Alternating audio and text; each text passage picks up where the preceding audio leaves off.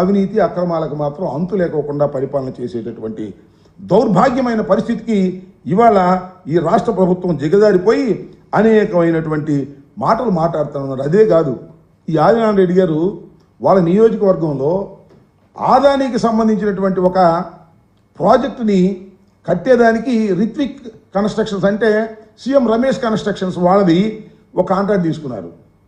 ఆయన దాన్ని civil works ప్రారంభిస్తుంటే డైరెక్ట్ సివిల్ వర్క్స్ ఎలా ప్రారంభిస్తావు, మా ఎమ్మెల్యే గారికి డబ్బులు కట్టాల్సిందే అని ఆదాని కంపెనీ అయినా సీఎం రమేష్ కంపెనీ అయినా సరే డబ్బులు కట్టండి మేము ఒప్పుకోము, కప్పం కట్టండి మేము ఒప్పుకోము అని చెప్పి దాని మీద దాడి చేసి అక్కడ దౌర్జన్యం చేసి ఆ సామాన్ అంతా వాళ్ళగొట్టారు. అది ఒక పంచాయతీ. వాళ్ళిద్దరు బీజేపీని, మళ్ళా బీజేపీ అయినా జనసేన అయినా తెలుగుదేశం అయినా క్యాష్ కొట్టందే పని కాదు అనేటువంటి పరిస్థితుల్లోకి ఇవాళ రాష్ట్రంలో ఉన్నటువంటి శాసనసభ్యులు విరుచుకు పడుతూ ఉంటే చంద్రబాబు నాయుడు గారు మాత్రం నేతి బీరకాయలు నెయ్యిలాగా కోస్తా ఉన్నాడు. అన్ని సొరకాయలు కోసినట్టుగా కోసేటటువంటి మార్గం చూస్తున్నాడు చంద్రబాబు నాయుడు గారు. ఇది చాలా దుర్మార్గమైనటువంటి పరిస్థితిని మనం చేస్తున్నాం.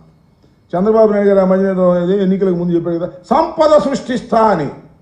సంపద సృష్టించడం కాదు, సంపద సృష్టించుకుంటాం అంటున్నారు ఎమ్మెల్యేలందరూ. మేము సంపద సృష్టించుకుని మేము దోచుకుంటాం తప్ప రాష్ట్రానికి సంపద సృష్టించేటటువంటి పనే లేదు అనేటువంటి పద్ధతుల్లో ఇవాళ రాష్ట్రంలో పరిపాలన సాగుతూ ఉన్నది అని ఈ సందర్భంగా నేను చెప్పదలుచుకున్నాను. ఇది పోతే నిన్న ఒక పెద్ద కామెడీ, మళ్ళా ఎవరు మన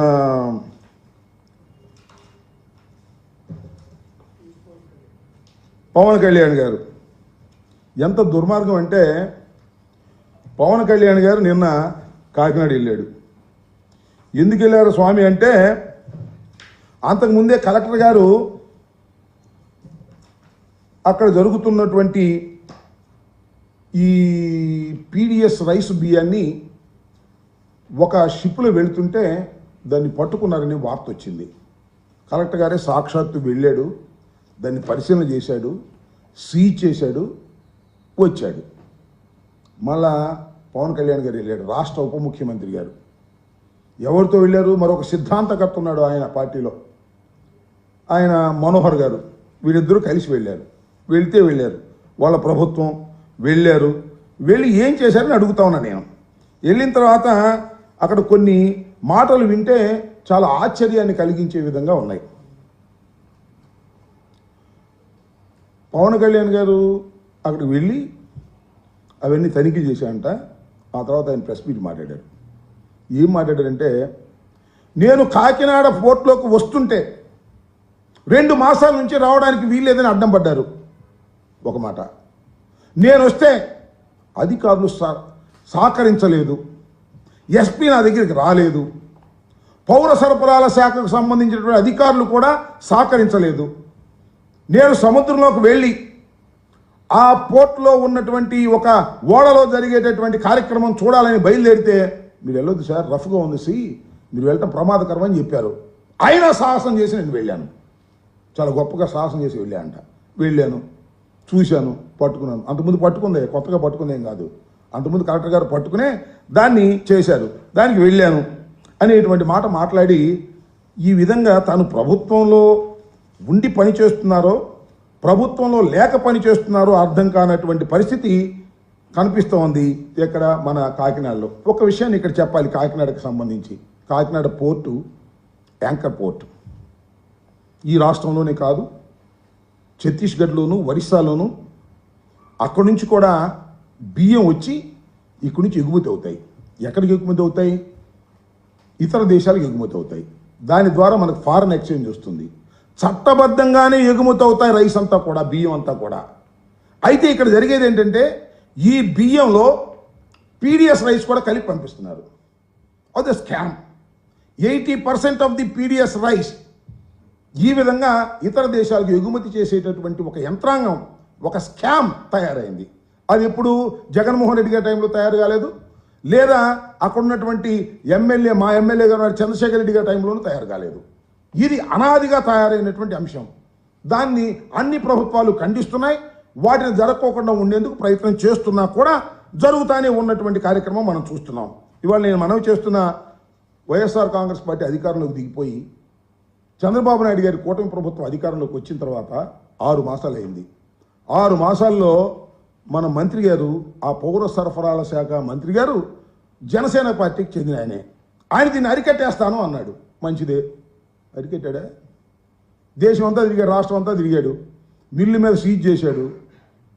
68,000 42,000 మెట్రిక్ టన్నుల యొక్క లక్షల మెట్రిక్ టన్నులు నేను సీజ్ చేశాను అన్నాడు. మరి ఎందుకు వెళ్తున్నాయి అక్కడ? వాళ్ళు ఎందుకు కలెక్టర్ గారు పట్టుకున్నాడు? మన ఈయన ఎందుకు వెళ్ళాడు? పవన్ కళ్యాణ్ గారు ఉప ముఖ్యమంత్రి గారు. నేను అడుగుతా ఉన్నా, ఉప ముఖ్యమంత్రి గారు అక్కడికి వెళ్ళాడు, వెళితే ఎవరూ సహకరించలేదంట. అసలు మీరు ఎందుకు వెళ్ళారో నాకు అర్థం కాల. ఉప ముఖ్యమంత్రి గారు అక్కడికి వెళ్ళి అధికారుల మీద విరుచుకుపడేటటువంటి కార్యక్రమం చేశాడు.